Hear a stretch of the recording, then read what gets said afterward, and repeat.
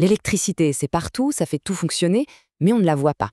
Alors aujourd'hui, on va justement soulever le capot, en quelque sorte, pour voir comment on mesure cette force invisible. Alors, voilà le programme. On commence par regarder ce qui se passe vraiment à l'intérieur d'un fil. Ensuite, on va clarifier deux concepts super importants, la tension et l'intensité. Après ça, on verra les outils qu'on utilise pour les mesurer et pour finir, un petit défi pour voir si tout est bien compris. Allez, c'est parti. On va commencer par le début, vraiment le tout début. Imaginez qu'on puisse zoomer, mais genre vraiment zoomer, à l'intérieur d'un bête fil de cuivre. Qu'est-ce qu'on y verrait bouger? Alors, l'électricité, c'est des particules qui bougent. Ok, mais la question c'est dans quel sens? Ça a l'air tout bête comme question, hein, et pourtant la réponse est un peu tordue et elle nous apprend un truc fondamental en électronique. Et voilà le truc un peu fou. D'un côté, on a le flux des électrons, les vraies petites particules, qui vont du pôle négatif au pôle positif. Logique. Mais, de l'autre côté, on a ce qu'on appelle le courant conventionnel. Et lui, par pure habitude historique, on dessine dans l'autre sens, du plus vers le moins. C'est une vieille convention qui est restée et il faut juste le savoir pour ne pas s'embrouiller. Bon, maintenant qu'on a éclairci cette histoire de sens du courant, on va passer à la vitesse supérieure. On sait ce qui bouge, mais comment ça bouge? Quelles sont les forces en jeu? Il y en a deux et elles sont absolument cruciales à comprendre. La première, c'est l'intensité, qu'on appelle aussi le courant.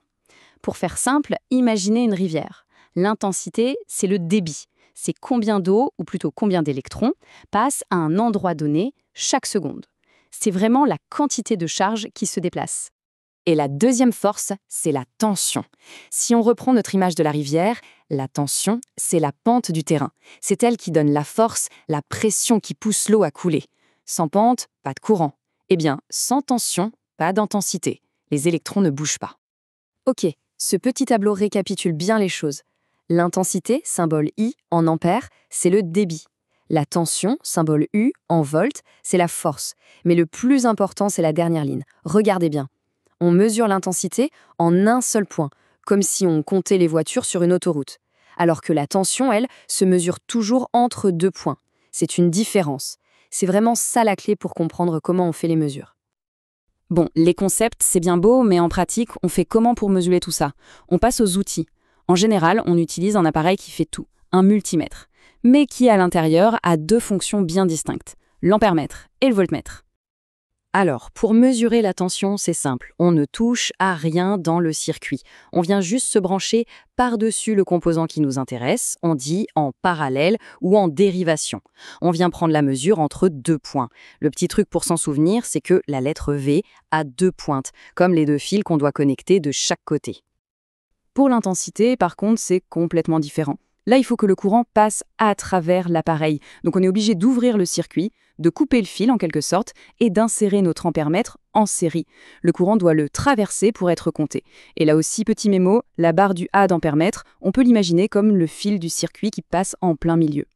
Donc, si on devait résumer en une seule phrase, ce serait ça. La tension, on la mesure entre deux points, en parallèle. L'intensité, on la mesure à travers un point, en série. Si on retient ça, on a tout compris. Allez, assez de théorie. On va mettre tout ça en pratique. On va regarder le schéma d'un circuit et il va falloir jouer au jeu des erreurs. Voici le schéma en question. Un élève l'a dessiné. À première vue, ça a l'air pas mal, mais il y a 4 grosses erreurs qui se sont glissées dedans. 4 erreurs basées précisément sur ce qu'on vient de voir. Alors, je propose de mettre en pause un instant et d'essayer de les trouver. Prenez bien le temps de regarder chaque composant, chaque branchement. On se retrouve juste après pour la correction. Alors, ce verdict, voyons ça ensemble. Première erreur, la plus évidente peut-être, l'interrupteur est ouvert. Donc forcément, le courant ne peut pas passer du tout. Deuxième erreur, la diode, ce petit triangle, est à l'envers. Elle bloque le passage du courant conventionnel.